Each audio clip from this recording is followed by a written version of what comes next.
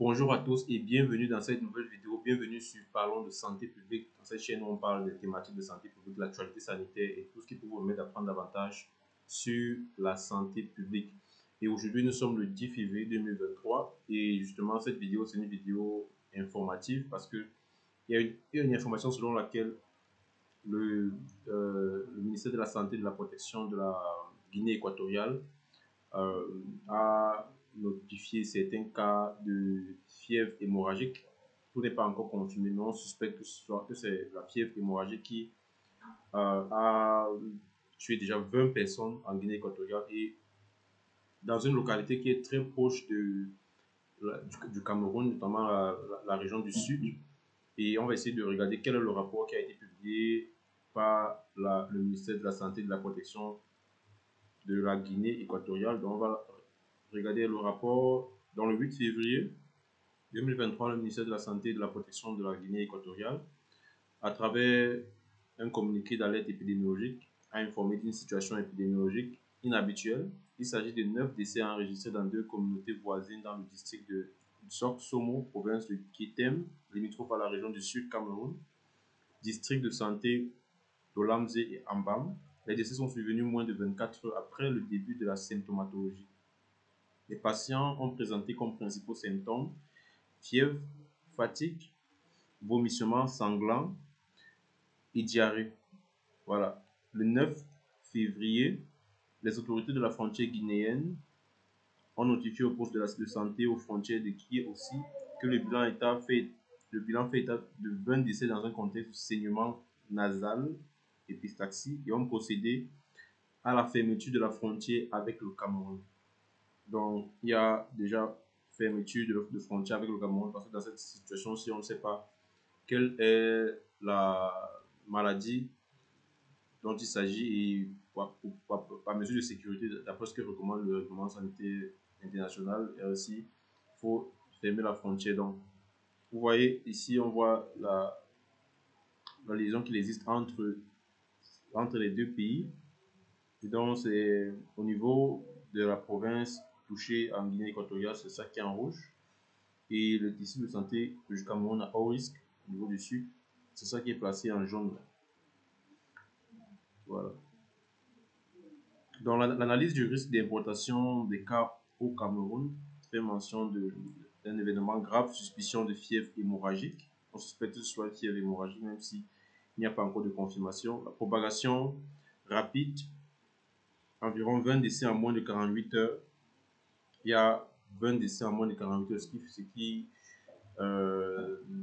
est très inquiétant parce que ça montre que le décès arrive très rapidement et lorsqu'on a les symptômes, on a très peu de temps pour mourir. Et la cause est encore inconnue. La cause est inconnue. On ne sait pas s'il s'agit exactement d'une fièvre hémorragique. Qu'est-ce qui a causé cet état-là? Qu'est-ce qui est à l'origine de ça? Il y a encore des investigations qui doivent être faites pour trouver ces explications-là. La gravité est située par la Guinée équatoriale au niveau 3. La gravité est au niveau 3. La province touchée est frontalière au Cameroun, comme on l'a vu tout à l'heure. C'est également une zone commerciale, c'est-à-dire qu'il y a un important flux de personnes et des marchandises. Il existe plusieurs points de passage non officiels entre la Guinée et le Cameroun. Ça également, c'est une situation précaire parce que s'il y a des points d'entrée non officiels, c'est-à-dire des points que le gouvernement ne peut pas contrôler facilement, il sera difficile de contrôler le flux de personnes qui entrent et qui sortent des deux pays. Et s'il s'agit donc d'une maladie à haute contagion, ce sera très difficile d'empêcher la transmission en limitant le flux, les entrées et les sorties de ce pays-là. Donc, et on peut voir que la mesure qu'il faut prendre à ce niveau-là, c'est de rechercher tous ces points d'entrée non officiels-là et de les contrôler, ce doit être fait par les deux États. Également, la durée d'incubation est inconnue, possibilité de passage des cas asymptomatiques, c'est-à-dire on ne sait pas encore comment est-ce que, en combien de temps est-ce que le virus se développe dans l'organisme. Par conséquent, on ne sait pas s'il y a des personnes qui ont pénétré le Cameroun et qui sont porteurs de la maladie. Donc, là également, c'est une grande inquiétude. La transhumance n'est pas également contrôlée. Donc la probabilité ici est au niveau 3. Donc on a vu gravité 3, probabilité 3, ça permet d'évaluer le risque. Et on voit le risque, c'est un risque important, très important pour la santé des personnes. Donc, ça, c'est en ce qui concerne l'analyse du risque d'importation des cas au Cameroun. Le risque est très, très élevé. Donc, il faut absolument se pencher sur ce cas-là. Et les recommandations qui sont proposées ici, selon l'annexe 2 du règlement sanitaire international, tout événement impliquant des maladies parmi lesquelles les fièvres hémorragiques avec des graves répercussions sur la santé publique et un caractère inhabituel doit être notifié à l'OMS et aux points focaux RSI des autres pays.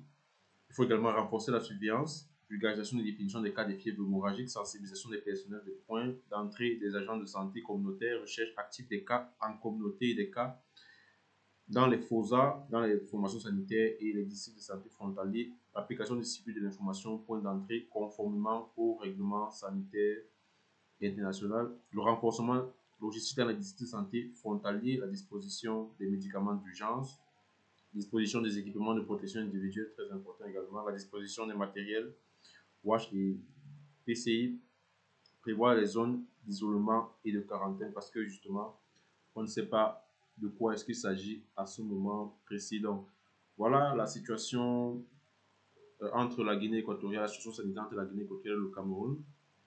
Il y a beaucoup d'inquiétudes. On ne connaît pas quelle est la durée d'incubation, on ne connaît pas quels sont les flux d'entrée entre les deux pays. C'est dans une zone commerciale, il y a beaucoup d'échanges qui se font de manière permanente. On ne peut pas facilement contrôler l'entrée et la sortie entre les deux pays. On ne sait pas encore euh, quelles sont les personnes, quel est le nombre de personnes qui ont contracté cette maladie-là de manière à mener une surveillance. Donc, ce qu'il faut déjà mettre en place, il faut suivre les recommandations qui ont été formulées et tout faire en sorte que les potentiels nouveaux cas soient facilement identifiables. Donc, c'est l'information que je voulais partager avec vous. Dites-moi ce que vous en pensez. Est-ce que vous avez des avis à formuler là-dessus? On se dit à une prochaine vidéo. N'oubliez pas de vous abonner à la chaîne pour ne pas manquer à chaque fois qu'on publie une nouvelle vidéo. Sentez-vous bien.